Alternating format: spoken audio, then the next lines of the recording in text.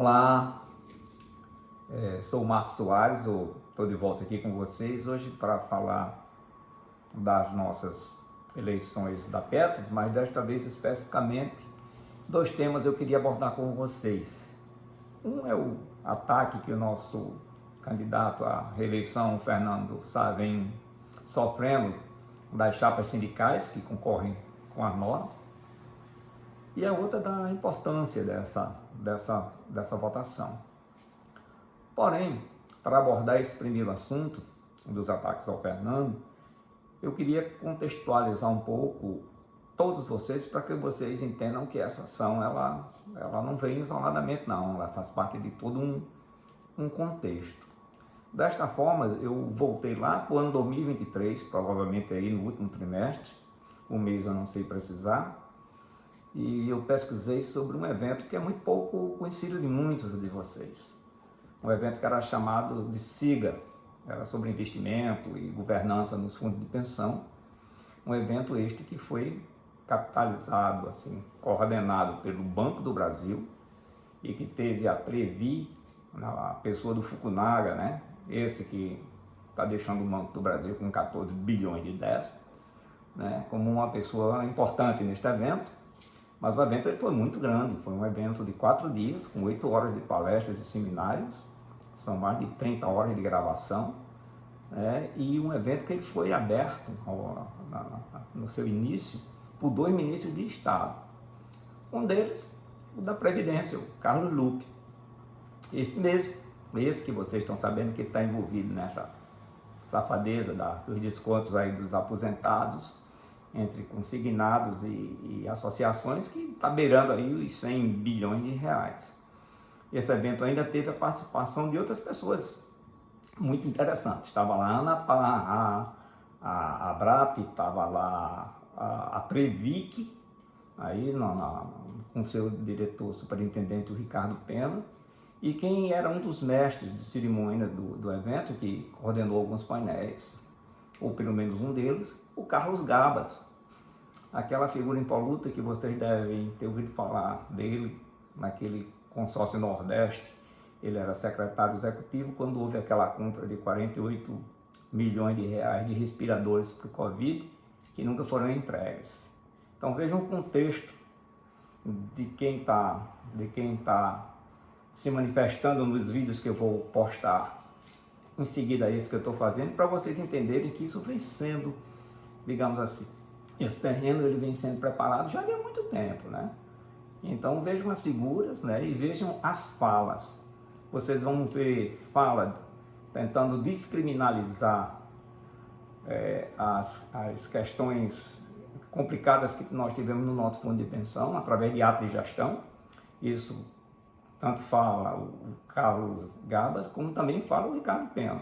Vê um ataque ao TCU, né, que foi feito aí por mais de uma pessoa, mas eu coloquei o vídeo do representante da ANAPAR, que são essas empresas, essas instituições que dizem que não representam, né? Então isso é uma questão bem complicada. Então eu vou postar para vocês entenderem o contexto. Eu vou começar com um trecho da fala do Carlos Gabas, onde ele bota a culpa tudinho na Lava Jato. Eu vou botar uma fala do Ricardo Pena, que é a maior de todas dessa sequência de vídeos, em que ele fala do ato de gestão. Ele fala que existia uma lista negra, que é um absurdo que um conselheiro que recebeu uma multa não possa concorrer. E assim, para vocês entenderem quem são os atores, né? Com quem esse pessoal está se metendo, né? E quem são os atores e como essa coisa vem sendo preparada. A própria Previc, muita gente diz, porra, mas a Previc não impediu a eleição do Henrique Águia, que aliás incomodou muito o pessoal, essa questão que saiu aí, que foi publicada pelo ministro Anastasia, de aceitar parcialmente a denúncia de irregularidade para a eleição do Henrique Águia, que aliás o nosso conselheiro Fernando Sá, o nosso conselheiro na época Roberto Cachel e um Cantini votaram contra, porque acharam que o processo estava em desacordo com o compliance e a governança da Petros. E o ministro Anastasia do TCU acatou parcialmente essa denúncia, o que irritou profundamente as chapas sindicais, porque isso era uma pedra no sapato. Então, prestem atenção a essas falas que vão ser postadas, né, a própria descaracterização do TCU como um órgão fiscalizador pelo pessoal da ANAPAR. Então, é nesse contexto, gente, aí para que vocês entendam por que as chapas sindicais das federações está atacando o Fernando, né? Fernando é a pedra no sapato desse pessoal, juntamente com o Diego, que está chegando imbuído do mesmo espírito. Então, é como eu disse no vídeo anterior, eles já têm a maioria, mas eles não querem a totalidade do domínio do conselho para que eles possam fazer o que eles quiserem agora, com o guarda-chuva regulamentar, que vai ser e está sendo, ou já está preparado pela Previc, vocês vão ver isso na fala do Ricardo Pena, tá? E completamente com o domínio total do Conselho, porque ficaria 100% na mão deles. Então é nesse contexto que surgem, né? Desculpe, todas essas denúncias contra o Fernando Sá. Estão tentando descaracterizar o Fernando Sá, ao qual eu particularmente dou todo o meu apoio e conclamo vocês a fazer o mesmo.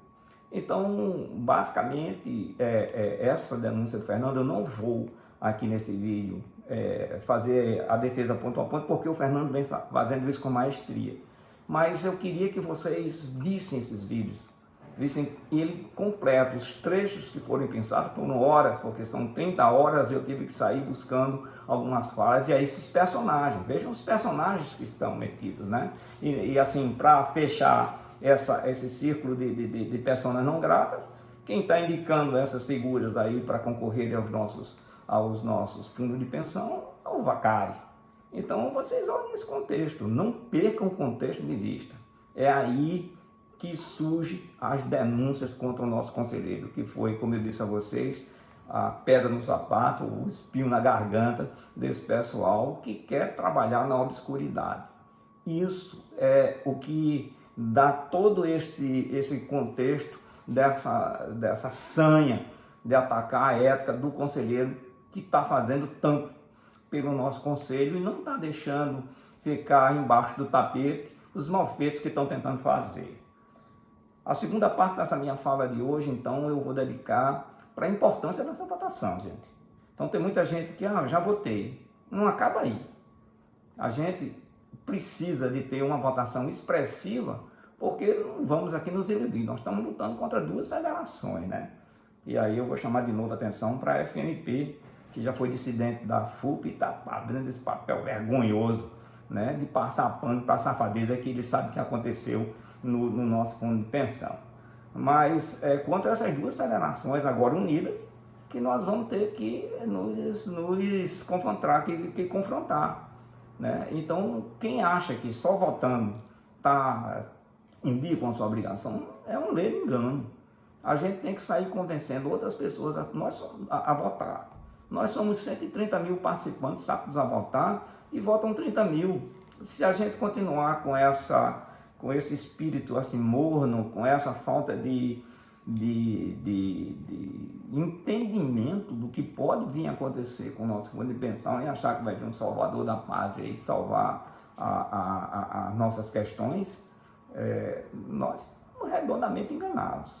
Então, a vocês que estão assistindo esse vídeo, eu peço que divulguem, mas vão atrás de outros votos. Liguem, cada um de nós conhece pelo menos 5 pessoas que são participantes da Petros aptos a votar. Então, vamos fazer essa corrente. Cada um acha 5 e pede que esses busquem, cada um deles, outros 5.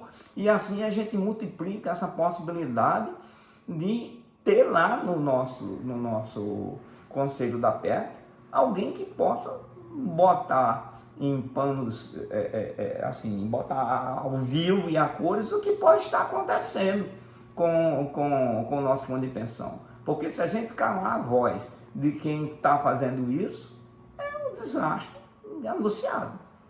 Então eu vou pedir a vocês que assistam esses vídeos, né, e tirem as suas conclusões. tá certo?